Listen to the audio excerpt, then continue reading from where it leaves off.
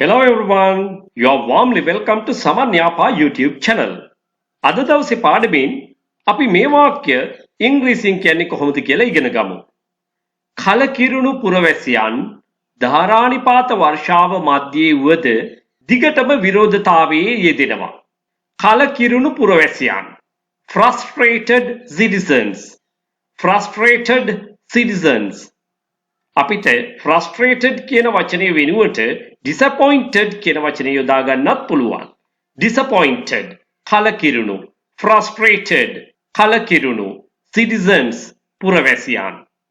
ධාරානිපාත වර්ෂාව downpour, torrential rain එහෙම කියන්නත් පුළුවන්. torrential rain. weather amidst,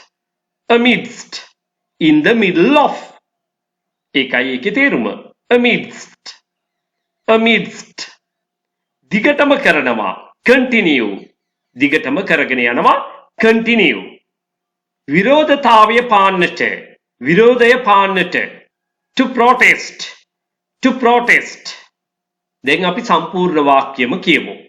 කලකිරුණු පුරවැසියන් ධාරානිපාත වර්ෂාව මැදයේ වුවද දිගටම විරෝධතාවය පානවා.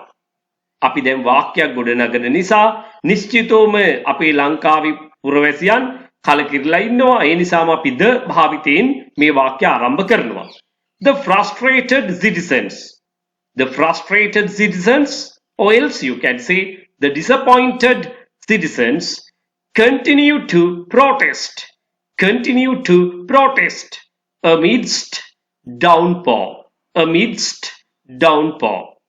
Amidst means in the middle of. Frustrated means disappointed. The frustrated citizens continue to protest amidst downpour. මෙන්න මේ වාගේ අපූර්ව දේ දැනගන්න දිගටම සමන් යාපා YouTube channel එකත් එක්ක රැඳිලා ඉන්න. ඉංග්‍රීසි භාෂාව ව්‍යාකරණානුකූලව ඉගෙන ගන්න ගමන් චතුර ලෙස ඉංග්‍රීසි කතා කිරීමට අවශ්‍ය නම් ඔබගේ අවශ්‍යතාවය පැහැදිලි කරමින් 071 01 22 62ට දැන්ම WhatsApp voice message එකක් යොමු කරන්න.